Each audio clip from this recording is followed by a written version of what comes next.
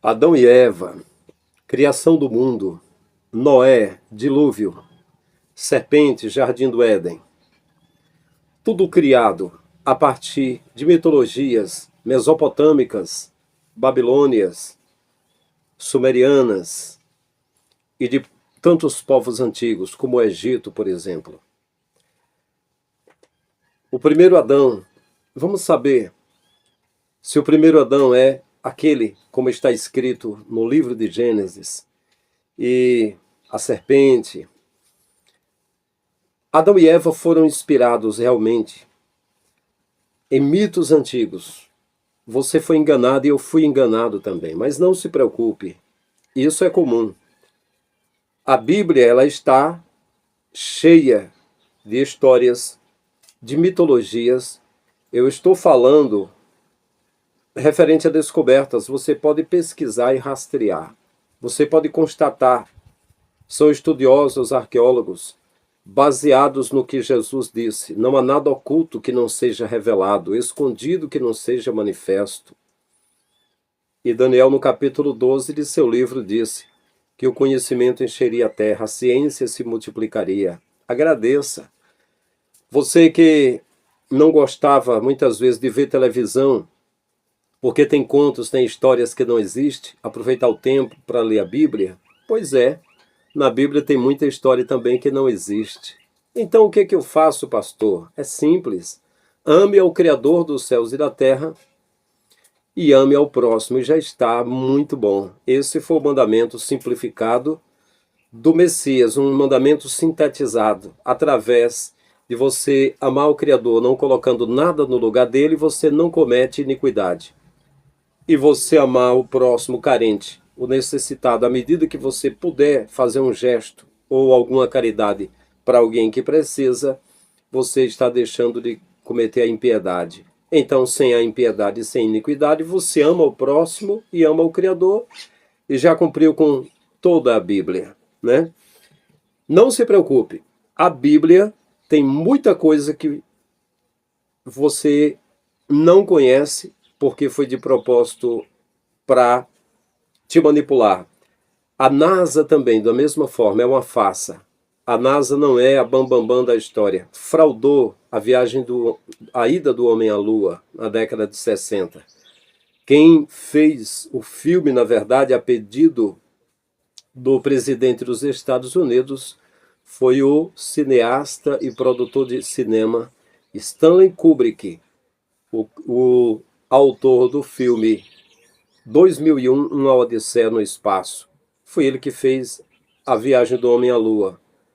Na verdade, os astronautas Neil Armstrong e o Michael Collins e o Aldrin não estavam indo lá mesmo.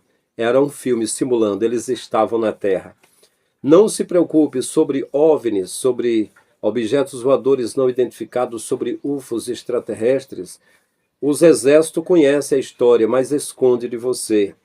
A nossa história também, ela não é da forma que aprendemos nos livros.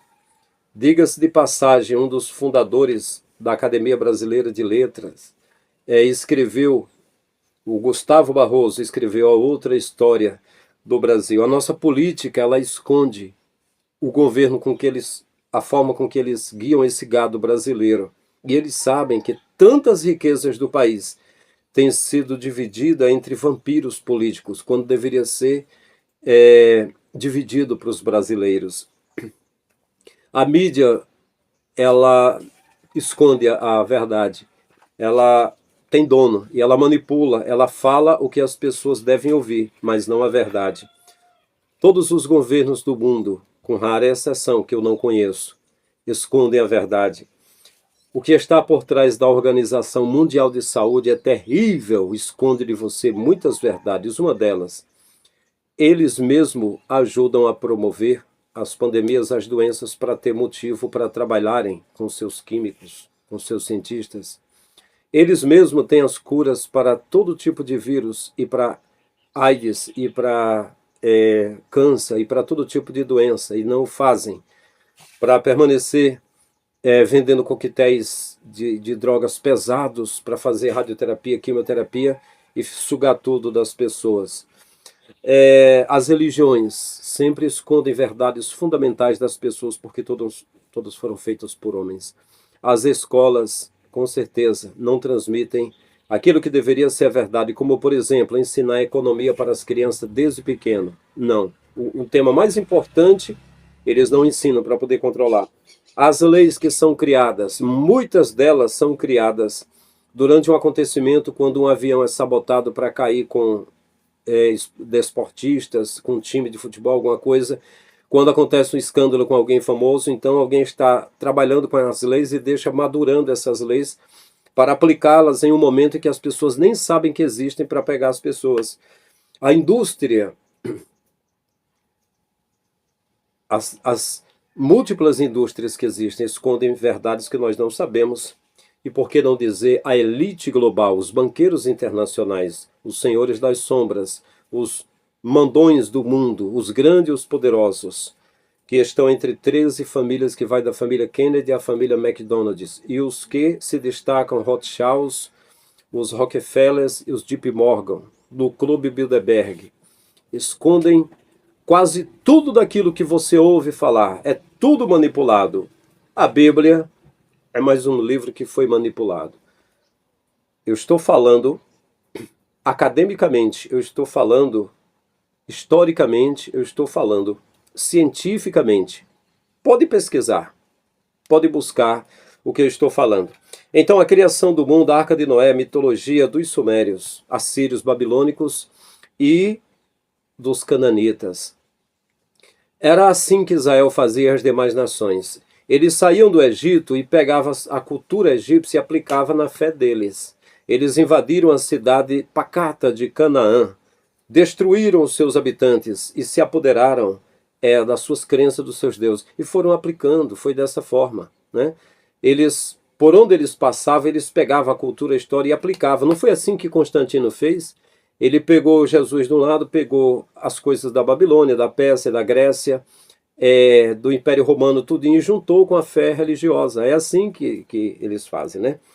Então, muita coisa que está em Gênesis, eles pegaram os israelitas da Ugarite, a antiga cidade cananita, que tinha diversas crenças, eles pegaram para si, né? A árvore da vida, por exemplo, essa crença veio da Síria, e a árvore da vida era atribuída à deusa Asherá, ou Aserá, que está na Bíblia também. Então é isso aí. Seja bem-vindo ao canal Abrindo a Mente. Eu sou o pastor Frank Lima. Você é bem-vindo ao nosso canal para somar conosco. Eu sou estudioso e, ao mesmo tempo, um eterno estudante. Aqui no Ceará, eu fui líder, pastor de campo da Assembleia de Deus, Ministério Templo Central, que era a Comeadec, agora é Conadec. Durante 8 anos eu fui o líder mais novo da Assembleia de Deus.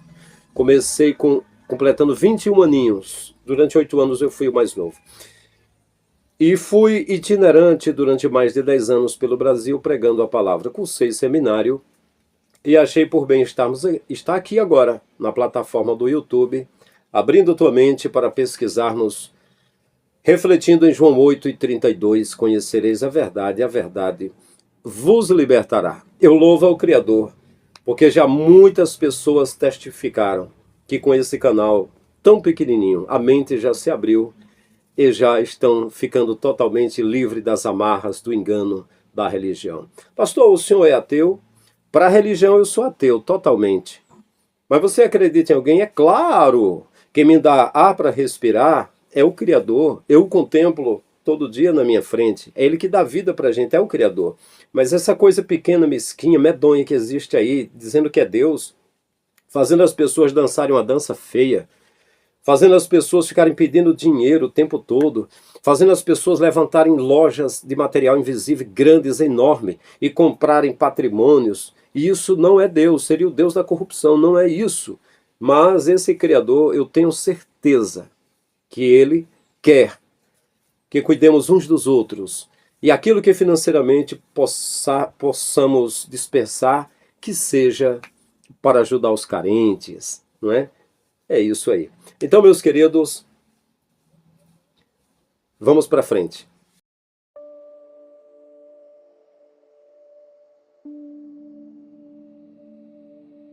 Você já se perguntou se as histórias que conhecemos tão bem têm raízes ainda mais antigas do que imaginamos? E se os relatos bíblicos, como a criação do mundo e a Arca de Noé, fossem inspirados por culturas muito anteriores? O que nos dizem as semelhanças entre o dilúvio bíblico e mitos antigos da Mesopotâmia? E se a história de Adão e Eva e a serpente tivesse um precursor direto em textos antigos e quase esquecidos? Mas será que o escritor yahwista criou os personagens de Adão e Eva? Ou os adaptou de tradições anteriores? E como uma serpente conseguiu entrar no jardim sagrado e frustrar os planos de Deus? Nos últimos 150 anos, a arqueologia no Oriente Próximo transformou profundamente nossa compreensão da Bíblia e da antiga cultura israelita. Hoje sabemos que muitos dos relatos fundamentais do Gênesis, como a criação do mundo e a Arca de Noé, têm suas origens em versões sumérias, assírias, babilônicas e cananeias dessas histórias. As semelhanças entre o relato do dilúvio no Gênesis e do dilúvio encontrados no Gênesis de Eridu, Atrahasis e na epopeia de Gilgamesh são especialmente notáveis, deixando claro que os escribas bíblicos foram influenciados pelo rico legado literário da antiga Mesopotâmia. O escritor yahwista, uma das 4 fontes principais identificadas pelos estudiosos na composição do Pentateuco, é conhecido por utilizar o nome Yahweh para Deus e por sua ênfase em aspectos antropomórficos de Deus, além de apresentar narrativas vivas e detalhadas. Acredita-se que ele tenha vivido durante o período monárquico em Israel, por volta do século X a.C., e sua contribuição é essencial para entendermos a formação e o desenvolvimento das tradições bíblicas que conhecemos hoje. Se você está interessado em explorar as profundas conexões entre as narrativas bíblicas e as antigas tradições culturais da Mesopotâmia e Canaã, não deixe de curtir e comentar abaixo. Sua opinião é essencial para aprofundarmos essa discussão. Como você vê a influência das culturas suméria, assíria e babilônica nos relatos do Gênesis? Acredita que histórias como a de Adão e Eva ou o dilúvio possam ter sido inspiradas por mitos anteriores? Compartilhe suas reflexões e participe deste fascinante mergulho na intersecção entre arqueologia, história e teologia. Neste vídeo, exploraremos uma das histórias mais fundamentais da Bíblia, investigando suas origens na cultura e literatura da antiga Canaã e Mesopotâmia. O Jardim Sagrado, a Árvore da Vida, a criação dos humanos e muitos outros elementos da narrativa do Éden têm precedentes bem estabelecidos nos mitos e na arte dos antigos vizinhos de Israel. Além disso, segundo uma teoria dos estudiosos do Antigo Testamento, Marjo Christina, Annette Korpel e Johannes Cornelis de Moore, autores do livro Adam, Eve and the Devil, A New Beginning, até mesmo a história de Adão e a serpente tem um precursor direto em um texto obscuro da antiga Ugarit. Se essa teoria estiver correta, representará um avanço significativo na compreensão das origens dessas narrativas bíblicas. No tempo em que Yahweh Deus criou a terra e os céus, ainda não havia nenhum arbusto ou planta selvagem crescendo, pois Yahweh ainda não havia enviado chuva sobre a terra e não havia ninguém para cultivar o solo. No entanto, uma inundação surgia do solo, irrigando toda a superfície. Yahweh, Deus plantou um jardim no Éden, localizado no Oriente, e lá colocou o homem que ele havia formado. Um antigo mito sumério sobre Enki e Ninhursag conta a história da terra de Dilmun, antes de ser habitada. Virgem é a terra de Dilmun, pura é a terra de Dilmun. Em Dilmun, um corvo ainda não chamava, uma perdiz não cacarejava, um leão ainda não matava, um lobo não carregava cordeiros. Ninhursag disse a seu pai Enki: "Você me deu uma cidade sem rio, sem campos de grãos ou sulcos." Enki respondeu: "Das águas subterrâneas, correntes de água fresca brotarão para você." No começo, Dilmun era um deserto árido, sem plantas ou animais. A deusa Ninhursag pediu ao Deus Supremo Enki que trouxesse água para a terra. Enki atendeu ao pedido e fez com que fontes de água doce surgissem, tornando Dilmun habitável. Ele também fertilizou a terra, permitindo que plantas crescessem. Isso lembra os versos iniciais de Gênesis 2, onde a terra recém-criada não tinha plantas. até que uma fonte de água foi providenciada para irrigar o solo. Então Yahvé plantou um jardim no Oriente, fazendo com que árvores de todas as espécies surgissem. Dilmun era provavelmente um lugar real, e muitos estudiosos acreditam que se referia à ilha de Bahrein, que abrigou uma rica civilização comercial por milhares de anos. O mito de Enki e Ninhursag pode ter sido criado para explicar a prosperidade dessa região e suas abundantes fontes de água doce. No entanto, também há uma visão de Dilmun como um local mítico, não a ilha de Bahrein, mas uma montanha no Oriente, onde o sol nasce. No Gênesis de Eridu, o mito sumério do dilúvio relata que o herói do dilúvio, Ziusudra, o Noé sumério, foi levado para essa terra para viver eternamente. Ziusudra, sendo rei, se apresentou diante dos deuses An e Enlil, prostrando-se em reverência. An e Enlil, em reconhecimento, concederam-lhe uma vida divina, infundindo nele o sopro de vida eterna. Naquele dia, Ziusudra foi honrado como preservador e nomeado rei, com os pequenos animais e a semente da humanidade seguindo em direção ao Oriente, para as montanhas do Monte Dilmun. A posterior epopeia de Gilgamesh, da Acádia, também descreve o herói do dilúvio sendo levado para uma terra mítica além das montanhas, nas nascentes dos rios Tigre e Eufrates. Embora o nome Dilmun não seja mais usado para essa terra, Gilgamesh deve realizar feitos sobre-humanos, viajando até o limite do mundo, onde o sol nasce. Poderia esse monte Dilmun ser um precursor do Éden bíblico? A opinião acadêmica sobre essa conexão é complexa. Alguns especialistas, como Dina Katz e Bernard Bato, argumentam que Dilmun não é um paralelo forte ao Jardim do Éden. Bato observa que não há evidência de que humanos, mesmo os primordiais, viveram lá, exceto o próprio Ziusudra, o herói do dilúvio divinizado. Arthur e Elina George, por outro lado, em seu livro The Mythology of Eden, acreditam que vários elementos da história do Éden têm paralelos diretos no mito de Dilmun. Não argumentamos que o escritor javista tenha especificamente utilizado ou conhecido todos os mitos de Dilmun ao compor a história do Éden, mas é evidente que esses temas eram comuns no mundo bíblico. Grande parte disso era arquetípica. Parece que o Éden, assim como o mítico Dilmun, também está situado em uma montanha. Em Gênesis 2, 4 rios têm suas nascentes no Éden. Um rio saía do Éden para regar o jardim, e de lá se dividia e se tornava 4 braços. O nome do primeiro é Pison, o nome do segundo rio é Giom, o nome do terceiro rio é Tigre, e o quarto rio é o Eufrates. As nascentes dos rios geralmente são encontradas em montanhas, pois os rios naturalmente fluem para baixo. Além disso, Ezequiel 28, que preserva um mito de Éden separado e possivelmente anterior, refere-se explicitamente ao Éden como um jardim na montanha sagrada de Deus. Você estava no Éden, o jardim de Deus. Eu coloquei você no Monte Santo de Deus. Para Corpel e Mor, é lógico localizar o Éden perto do local onde a Arca de Noé encalhou, nas montanhas de Ararat, muito ao nordeste de Israel. Mesmo que o mito sumério de Dilmun esteja no pano de fundo do Éden, também pode haver paralelos mais próximos em casa, nas tabuinhas de Ugarit, uma importante cidade-estado cananeia que precedeu os israelitas. Nessas tabuinhas, encontramos referências a uma montanha sagrada com um vinhedo onde El, o deus supremo do panteão cananeu, residia.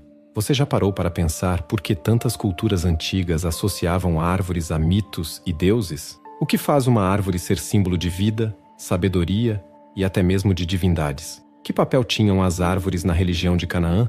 E o que há de comum entre a árvore da vida do Gênesis e as árvores sagradas da arte mesopotâmica?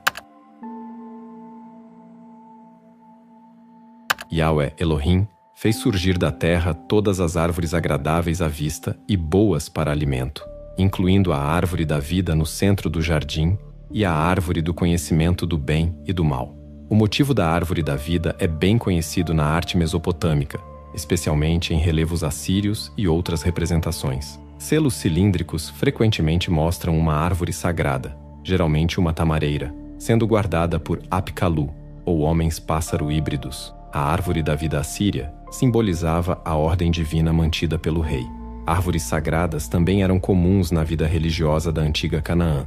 A maior parte das atividades religiosas rurais ocorria em santuários chamados Bamá, ou altos, frequentemente mencionados na Bíblia. Esses santuários geralmente se situavam perto de árvores proeminentes em colinas ou terrenos elevados. Comer o fruto de uma árvore sagrada era uma forma direta de experimentar o divino. Fora do Gênesis, árvores sagradas são frequentemente associadas à deusa Ashera, também conhecida como Atirat, a contraparte feminina de El. Os livros históricos do Antigo Testamento sugerem que a veneração de Ashera era comum em Judá e até mesmo no Templo de Jerusalém, até as reformas de Ezequias e Josias. Achados arqueológicos em vários sítios em Judá e Israel confirmam sua popularidade e sua associação com árvores sagradas. Era também comum na arte anatoliana e síria associar o deus da tempestade a essas árvores sagradas. O deus Haddad frequentemente era retratado carregando uma árvore ou um ramo, simbolizando sua ligação com a fertilidade e a chuva que nutre as plantas e árvores da terra. Com o tempo, a árvore sagrada passou a representar Haddad por si só. Outra versão da árvore da vida que está claramente relacionada à história do Éden vem da mitologia grega. Segundo diversos autores gregos, havia várias ninfas chamadas Hespérides, que cuidavam de um jardim no extremo ocidental do mundo. Este jardim pertencia à deusa Hera e continha uma árvore sagrada que produzia frutos mágicos de ouro. Para impedir que as Hespérides colhessem os frutos, Hera colocou uma serpente de várias cabeças chamada Ladon. O nome Ladon quase certamente deriva de Lotã, a serpente do caos de 7 cabeças das tradições cananeia, síria e hitita. Esta serpente aparece em várias passagens antigas da Bíblia como Leviatã, um dragão marinho de várias cabeças derrotado por Yahweh na criação. Como todos esses pontos se conectam, é difícil de determinar. O autor yahwista conhecia tanto a tradição do jardim sagrado cananeu quanto a tradição das Hespérides gregas? Ou será que tanto os israelitas quanto os gregos herdaram os motivos do jardim, da árvore, do fruto e da serpente de uma fonte comum do Oriente Próximo? Essas perguntas ainda não têm resposta, mas discutiremos mais sobre a serpente em breve. A maioria dos jardins e árvores sagrados está intrinsecamente ligada à deusa da terra. No entanto, a história do Éden foi redigida por escribas de uma religião que adorava principalmente Yahweh, sem incluir uma deusa em sua narrativa. Mesmo assim, vestígios da mitologia da deusa anterior podem ser encontrados, como veremos adiante. Apesar da presença constante de árvores sagradas com diversos significados simbólicos no Antigo Oriente Próximo, encontrar um predecessor direto para a história do Éden é desafiador devido à função única das duas árvores: a árvore da vida, que concede imortalidade, e a árvore do conhecimento, que oferece sabedoria. Outros mitos antigos, no entanto, fornecem um contexto para esses elementos. Por exemplo, no mito mesopotâmico de Adapa, o rei de Eridu é levado à corte celestial e oferecido alimentos e bebidas divinas que o tornariam imortal. O deus Ea, ou Enki, entretanto, engana Adapa para que ele recuse a oferta, mantendo-o como um servo mortal na terra. O autor yahwista trouxe uma inovação significativa ao combinar a ideia de uma árvore sagrada que dá frutos com a noção de que o alimento divino concede imortalidade a quem o consome. De maneira similar, a árvore do conhecimento, da qual Eva come, lembra o mito da caixa de Pandora, que na verdade era um jarro. Assim como Eva, Pandora foi a primeira mulher criada na mitologia grega, e ao abrir o jarro proibido, trouxe tristeza e calamidade ao mundo. A árvore do conhecimento, portanto, pode ser vista como uma versão diferente do jarro de Pandora. Como diferentes civilizações explicavam a criação do homem a partir da argila? E por que sempre envolvem um elemento divino, como o sangue dos deuses ou o sopro de vida? O que a criação do homem no Gênesis tem em comum com os mitos sumérios e acádios? Então, o Senhor Deus formou o homem do pó da terra e soprou em suas narinas o fôlego de vida, e o homem se tornou um ser vivente. A criação de humanos a partir da terra ou argila não é exclusiva do Gênesis. Essa ideia é amplamente encontrada em diversas culturas ao redor do mundo. No Mediterrâneo e no Oriente Próximo, um antigo mito chamado Inanna, conhecido tanto por tabuinhas sumérias quanto acadianas, descreve como Após a criação do mundo, os deuses menores se cansaram de seu trabalho e decidiram que precisavam de trabalhadores para realizar suas tarefas. Então, Enki instruiu Namu, a deusa-mãe, a misturar argila com seu próprio sangue para criar os humanos. Uma narrativa semelhante é encontrada em Atrahasis, o épico acádio da criação e do dilúvio.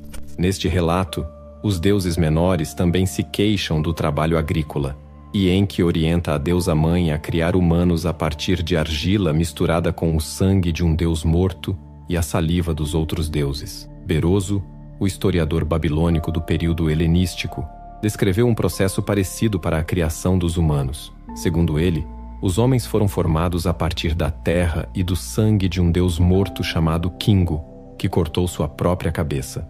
Os outros deuses recolheram o sangue, misturaram-no com a terra e, assim, criaram os seres humanos. Por isso, os homens possuem inteligência e uma parcela da sabedoria divina. Os gregos também adotaram esse mito. De acordo com eles, Prometeu moldou os homens a partir da argila, enquanto a deusa Atena lhes deu vida ao soprar sobre eles. A lógica por trás dessas histórias parece ser a de que uma figura humana pode ser formada a partir de argila ou matéria inanimada, mas é necessário um elemento divino, como o sangue dos deuses, para infundir vida. No relato do Gênesis, é o sopro de Yahweh que cumpre essa função. É interessante notar os paralelos entre a criação do primeiro homem por Yahweh e Prometeu, e como tanto Eva quanto Pandora, movidas pela curiosidade, trouxeram desgraças ao mundo. O historiador Jan Bremer destaca esses paralelos em seu livro Greek Religion and Culture, The Bible in the Ancient Near East, sugerindo que tanto gregos quanto hebreus se inspiraram em mitos do Oriente Próximo. Em um artigo para o site Mythology Matters, o historiador George defende que a serpente do Éden foi adaptada do mito semita ocidental do dragão do caos, Lotan ou Leviatã. Ele vê a serpente como uma representação do caos no coração de Eva, e o castigo de Yahweh à serpente como uma versão reduzida do motivo do combate ao dragão. Outros estudiosos apontam uma ligação com a serpente no épico de Gilgamesh. Nesse famoso texto babilônico, Gilgamesh visita o paraíso de Dilmun para perguntar ao herói do dilúvio, Utnapishtim, sobre o segredo da imortalidade. Utnapishtim revela a existência de uma planta mágica que concede imortalidade, mas uma serpente a rouba de Gilgamesh e a consome, trocando de pele em seguida. Essa característica das serpentes, de trocar de pele, era uma das razões pelas quais elas eram associadas à imortalidade pelos antigos. Assim, uma serpente impede Gilgamesh de alcançar a imortalidade ao consumir a planta da vida. Os paralelos entre a história de Gilgamesh e o Jardim do Éden são notáveis, mesmo sem a presença de Adão e Eva. A árvore da vida e a serpente astuta são elementos comuns a ambas as narrativas. É importante notar a importância do épico de Gilgamesh para entender a história do Éden, mas a versão mais próxima da história bíblica pode estar em outra tradição. O que poderia estar escondido nas obscuras tabuletas de Ugarit que mudaria nossa compreensão sobre o Éden? O que significa quando um texto antigo menciona uma deusa clamando aos deuses para destruir uma serpente? Qual é a relação entre essas tabuletas e as descrições do Éden e de Dilmun? Corpel e Moore acreditam que o predecessor mais próximo da história bíblica pode ser encontrado em duas obscuras tabuletas de Ugarit, conhecidas como KTU 1100 e KTU 1107. Essas tabuinhas são fascinantes por si só e podem mudar nossa compreensão da história do Éden. A tabuinha KTU 1100 está relativamente bem preservada, mas sua interpretação é desafiadora. Já a KTU 1107 é altamente fragmentada e igualmente difícil de entender. Encontradas juntas nas ruínas de Ugarit, acredita-se que as duas tabuinhas estejam relacionadas e possivelmente façam parte de um mesmo texto. KTU 1100 é frequentemente subestimada como uma simples fórmula mágica para picadas de cobra. No entanto, Gregório del Olmo-Lett, especialista em ugarítico, revela que se trata de um texto mítico canônico sobre magia e o poder dos encantamentos. O texto relata: a filha do céu e do abismo chamou Shapshu, sua mãe. Shapshu, minha mãe, leva minha voz para Ilu, na nascente dos dois rios, na confluência dos dois dilúvios. Ou seja, menciona uma deusa sem nome, filha de Shapshu, e do céu e do abismo, apelando ao Deus Supremo El, pronunciado Elu em ugarítico, que reside na nascente dos dois rios, onde as águas cósmicas do céu e do abismo se encontram, provavelmente o Tigre e o Eufrates.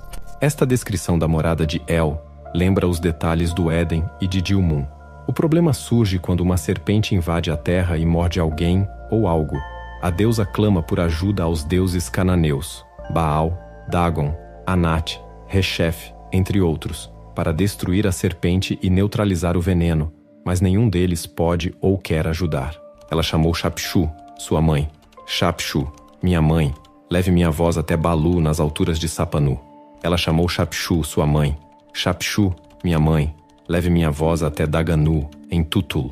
Finalmente, ela se volta para Horanu, um deus do submundo. É pouco conhecido e não era popular em Ugarit, onde não recebia sacrifícios. Outros textos indicam que ele liderava demônios e serpentes, podendo tanto controlá-los para punir quanto proteger as pessoas deles. Apesar de sua reputação negativa, Horanu era venerado em várias partes de Canaã. 2 cidades israelitas, Bet-Horon Alta e Bet-Horon Baixa, foram nomeadas em sua homenagem, provavelmente devido a um santuário dedicado a ele.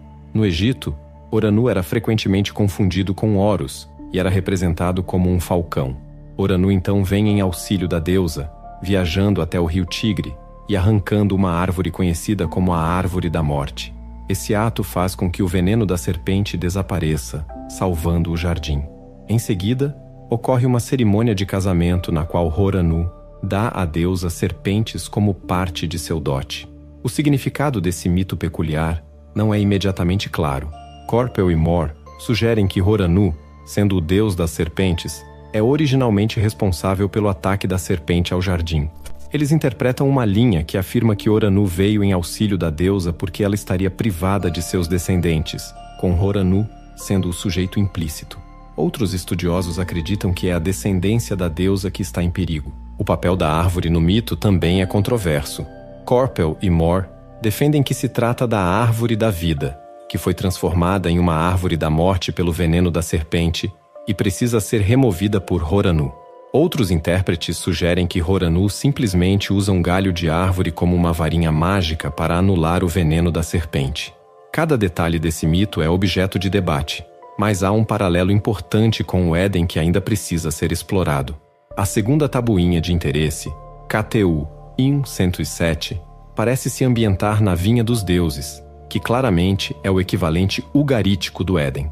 Nas linhas iniciais, que estão bastante fragmentadas, um personagem chamado Adamu aparece e parece ser atacado por uma serpente, de acordo com a interpretação de Corpel e Mor.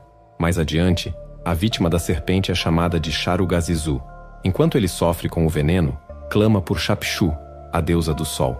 Após uma longa lacuna no texto, Shapshu convoca Horanu para amarrar a serpente.